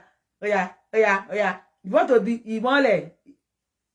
Be a peaceful ọmọ ìgboro. Be a peaceful free thinker. You don't want to be Muslim. You don't want to be Christian. You don't want to be oníṣẹ̀ṣe. You don't want to be anything. Be a peaceful thinker. Give yourself peace of mind. Don't fight with anybody. Stay on your lane. Tó bá rí Muslim, tó bá lago, tó bá ní Allahu Akbar. That is his own cup of tea. Problem with you. Stay out of his way. If you see a Christian, ẹ wá gba Jésù ọ̀nà iye, ẹ wá gba Jésù ọ̀nà iye, kò sọ́nà tó lè sọ̀rọ̀ bàbá o, ẹ wá gba Jésù ọ̀nà iye. Let that ẹ wá gba Jésù stay out of his lane. Let him go and gba Jésù, tó fẹ́ gba Jésù. And when you see oníṣẹ̀ṣe ìgúnnukó ń bọ̀, don't go and say o fẹ́ wo tó wà lórí ìgúnnukó, o máa ṣe burúkú ni. Don't go and look orí ìgúnnukó. Don't go and do that. Elégún bọ̀ fẹ́ lọ bẹ́ elégún jà, o fẹ́ kàgbákò ni. Wọ́n ná ẹni nǹkan tí á ta. Let them go. Let them be. And if you don't want to do anything, stay on your own. O fẹ́ ṣayé, everything is allowed. Everything is allowed. Anything that will please you. Anything tó máa please his life is allowed. Please yourself. Don't please anybody. And you will rebuke. Tá bí bá wà láyé, Ànábì ò ní lo fóònù ni. Èyàn ṣì tó pé fóònù ọwọ́ yín ṣé fóònù ọwọ́ yín ṣé Saudi náà ti ṣe. Saudi náà ti ṣe fóònù ọwọ́ yín ṣé Saudi náà ti ṣe. Èyàn ṣì èrè burúkú. Fóònù tí China ẹlẹ́bọ ṣe. China ẹlẹ́bọ. Ìṣẹ̀ṣe la gbà. Ifá ń gba ayé lọ ọgbẹ̀rì o. Ẹ dífá fún wa ẹgbẹ́ kíní ká. Fún olókun Asọ̀rọ̀dáyọ̀. Olùmúlọ̀tún ọkàn rẹ̀ lọ́sì. Àárín ìfà òde ọ̀run. Bó bá ṣe wí ni o wí o, má fi bí péré, má fòlòlò fọ́hùn. Ẹkùn dáfá kalẹ̀ fún ẹ. Ẹ má sá fáwọn ìyá yín mọ́. Ìyá yẹn tó pọ̀ ti dàgbà àjẹ́ ni. Ìyá 80 years wà níbi tó ń ṣe wúkọ̀. Lọ sí site wọn níbi bí. Lọ sórí website wọn. 80 years wọ́n sì ṣe wúkọ̀. Wọ́n bára wọn sùn o. Dédé wọn bára wọn sùn o lè. Wọ́n sì make up. Wọ́n á ní companion tó máa bá 80, 90 years. Wọ́n ṣe wúkọ̀. Somebody is telling you, Jayé. Oh, mo bóyá yé mi wà lọ́rùn. Please, you don't know if there's another life. Oh. Don't let anybody tell you. You don't know. Because someone talk with tickets to that if you are plane lost if you don't put that in. You go for any ticket in. Show us the ticket that shows pay on kan wa nbi kan. O ti lọ síbẹ̀ o ti dé flight ticket you fi hàn wá. Ṣé plane ló wọ̀ labi train. Ọmọ ìyá mi ṣayé o. Ṣayé jayé gbádùn ara ẹ. Ṣé tó bá please here. Don't let anybody deceive you. Please yourself. Don't please any human being. Jesus is a human being. Anobi is human being. Àwọn òrìṣà, they are human being like you. Ṣé lórí méjì ni? Ṣé lórí méjì náà ni Jésù ni? Ṣé Anobi lórí méjì? Àbí Ògún ló lórí méjì? They are human beings like you. They come, they saw, they conquer, and they left. You are here. You have come. If you like, feel as a bondage, you will not conquer. But over jare, you will conquer. And you will live. One day, we will all go. We are living this world one day. Recycling, recycling. I want shagolo, káàkiri. Tó máa tún recycle, láti fi ṣe kèmí fún yín. We are just recycling. Don't let anybody deceive you. Ṣayé kó jayé. Ṣe ayé, jẹ ayé. Káyé bá ṣe mú ayé. Má kàn ṣe nǹkan tó máa hurt èèyàn. Don't make anybody cry. Má pààyàn lẹ́kún. Ohun tó bá fẹ́ kéèyàn ṣe fún ẹ. Ah, kí ni jẹ́ kí pupa báyìí mi wá kí ṣe èèyàn pupa. Ohun tó bá fẹ́ kéèyàn ṣe fún ẹ, má ṣe fún anybody. Don't hurt anybody. If you don't hurt people, you are good to go. Enjoy your life. There's no second life. Wọ́n ní lẹ́yìn ikú. Bíbélì sọ pé lẹ́yìn ikú, ó ní ìyè. Wọ́n tún ní kò sí ìdáríjì ní sáà òkú. Lẹ́yìn ikú ìdájọ́. Àlùkùránì sọ fún ẹ pé tó bá ti kú, tó bá dénú sàárè ẹ. Tó bá ti kú báyìí wọ́n gbénú sàárè báyìí. Àwọn màláíkà méjì máa wá. Màláíkà Nàkírù, màláíkà Nàkàrà, màláíkà gangan. Ọlá màláíkà kan máa wá. Tó máa wá kọ́kọ́ jí wá forí gbápá kó gbà ó. Wọ́n máa wá bèrè lọ́wọ́ ẹ. Ẹ̀sìn wo ló ṣe? Ògbé ló kọjú sí. Ìwọ tó bá jẹ́ Mùsùlùmí, dáadáa wà lè dáhùn. Ìwọ tó bá kì í ṣe Mùsùlùmí, wọ́n á máa nù ẹ́. Mohbad, my love, rest in peace. Gbogbo alágbà tán lọ wú Mohbad. Bó làwọn màláíkà yẹn lọ. Wọ́n ti lọ party. They play. Ìgbà tí wọ́n wú Mohbad. Kó lọ bá mi fọ̀run kẹ́ kó ṣe kú ní ìsinmi fún. Màláíkà wo lórí nínú sàárè ẹ̀? Orí màláíkà kankan bẹ́ẹ̀. They play. Àwọn màláíkà wọ́n ti lọ sí club. No, tell me now. I am just asking you. It's a question. I am asking you this question. Please tell me. Èèyàn kan ní story book náà fún wa. Tell me.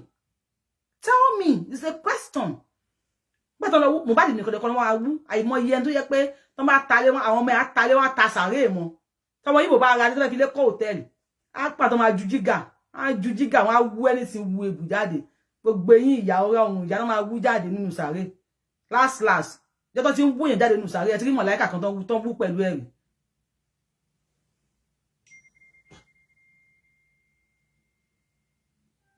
Mo ń bèrè lọ́wọ́ ẹ ti rí màláíkà jẹ́ tó ti wú yẹn ládùúgbò yín rí. Ṣé wọn ti wú yẹn ládùúgbò yín rí? Màláíkà wo lẹ rí tí wọ́n wú pẹ̀lú ẹ̀rí?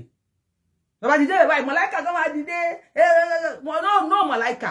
No màláíkà kankan. Ẹ ṣayé yín, ẹ jayé ṣe tó máa please ẹ tí ò ní ní ẹ lára, tí ò ní ní ọmọlàkejì lára.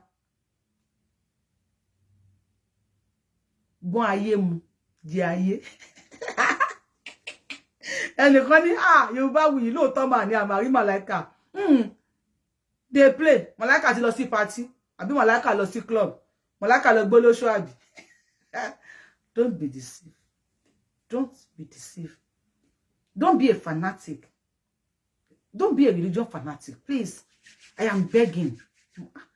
You phone wo wà lélẹ̀ ìbá ìtorí Ọlọ́run. Èmi ni mo wá pupa báyìí wà láàrin èèyàn dúdú ni mí.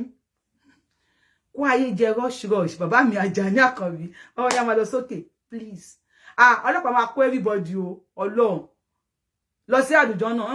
Àwọn lọ sí àdùjọ náà. Ọgbà tẹ̀rọ là ń lọ sí àdùjọ náà. Please. Ṣe nǹkan tó bá please ẹ. Bí mo sọ fún ẹ, nǹkan tó bá please ẹ, tó máa mú inú ẹ dùn, ó ní kó ṣe. Most ẹ̀yin obìnrin ẹ lè yọ̀dí fọ́kọ yín o, tó pé ẹ fẹ́ dẹ́ṣẹ̀. ọkọ yẹn wá lọ mú ẹlòmíì níta ẹ máa wá sunkún wọn ọkọ ẹ kọkọ ohun ẹ ẹ jẹ́ máa lọ mú bọ̀ aláìfóònù tí mo lò yìí Ọlọ́run ṣàánú mi. God bless you. Don't let anybody deceive you. If you are a woman, tó kọ́ ọkọ mi wà nílé, mi fẹ́ kó sọ pé mo ń sọ̀rọ̀ kú sọ. Because ọkọ mi ò fẹ́ kí n máa sọ̀rọ̀ kú sọ. Tó bá kó bìnrin yẹn, tẹ́ everything lẹ̀ fún she style fún ọkọ ẹ̀. Àdìjọ́ náà kankan ò sí níbẹ̀. Àdìjọ́ náà she style fún ọkọ ẹ̀. Your everything fún ọkọ ẹ̀. Ẹ wà nílé ẹ̀ ń wọ pátá sùn. Ẹ wà nílé ẹ̀ ń wọ kọ́mú. Ẹni ẹ̀sìn ògbà yín láyè ẹ má jẹ́ kán tàn ẹ̀.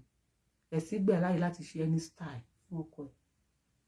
Ọkọ ẹni aláàlẹ́ ni ẹ̀sìn gbẹ̀ láyè láti ṣe anytime. If you refuse to give your ọkọ style, onítọ́ pé o jẹ́ lẹ́hà àbójá jìyà ò fọ́kọ ẹni style wo àwọn ọmọlé kí wọ́n máa fún ọkọ ẹ̀. Wọ́n máa gbọ́ ọkọ ẹ̀ tìrà báyé. Wọ́n máa ṣe orí fọ́kọ ẹ̀. Wọ́n máa gbé lọ sí àdìjọ́ náà fi dáùsì. Sọ́mọ̀ keje wọ́n kọ́kọ́ gbé ọkọ ẹ̀ lọ sí sọ́mọ̀ keje tó bá máa báǹsì báyìí rẹ́rẹ́ ó máa sùn lọ ní ọdún kan ọkùnrin ní wálé a sọ pé òun lọ sí ìjáde a lóun lọ ṣe kí ni máa lọ ṣe ní ìjáde yẹn tọkẹ bá jẹ́ pásítọ̀ tó ìṣòro fún ti ẹ báyìí ẹ jẹ́ máa lọ àwọn alájà tí kò gbọ́ nǹkan kan wọ́n pọ̀ ní alẹ́ ẹ̀mọ ìyáyà rẹ̀ ní àkànbí àjà ni ẹ ti spoil máa yóò dá wọ́n ní wọlé látẹ̀yìn èmi kọ́ ni mo sọ bẹ́ẹ̀ ajẹ́pẹ́ ayéfẹ́yìn náà jà èmi kọ́ ni mo sọ oníṣekúṣe àwọn fáǹsì mi ti bẹ̀rẹ̀ wọ́n ti bẹ̀rẹ̀ ìsọkúsọ yẹn náà máa ń fẹ́ wọlé látẹ̀yìn gba láti wájú ẹ̀dí sí ẹ̀rìn mù ọ̀gbẹ́ni every corner wọn ọkọ ẹ̀ kò sí ọkàn kíchìnì bathroom tọ́lẹ̀tì pálọ̀ living room yàrá anyhow nípa tó bá please ẹran báwọn ẹni kò ṣe láyé kò ṣayé wọ́n bẹ́ẹ̀ jẹjá kò jajá ní kan bẹ́ẹ̀ sí odidi ajá kò roast ẹ̀ wọ́n bẹ́ẹ̀ kò wá ẹmu tó da ẹmu tó tutù ẹmu tó da tó tutù dáadáa kò bẹ́ẹ̀ roast odidi ajá jajá kò mẹ́mu sí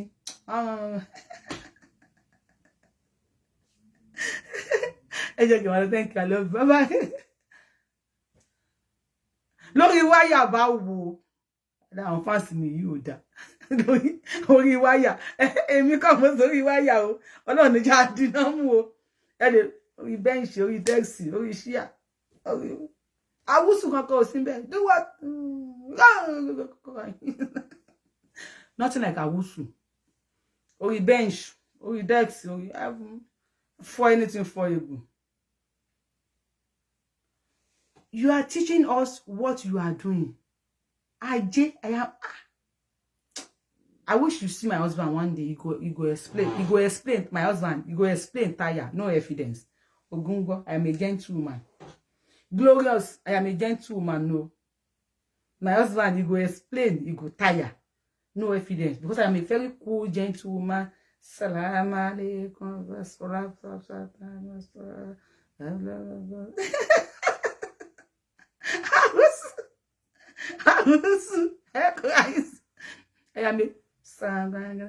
I am a born again. Please. Nobody should teach me sokuso or be shekusha. I am a born again. I get out. That way, God bless. I want you to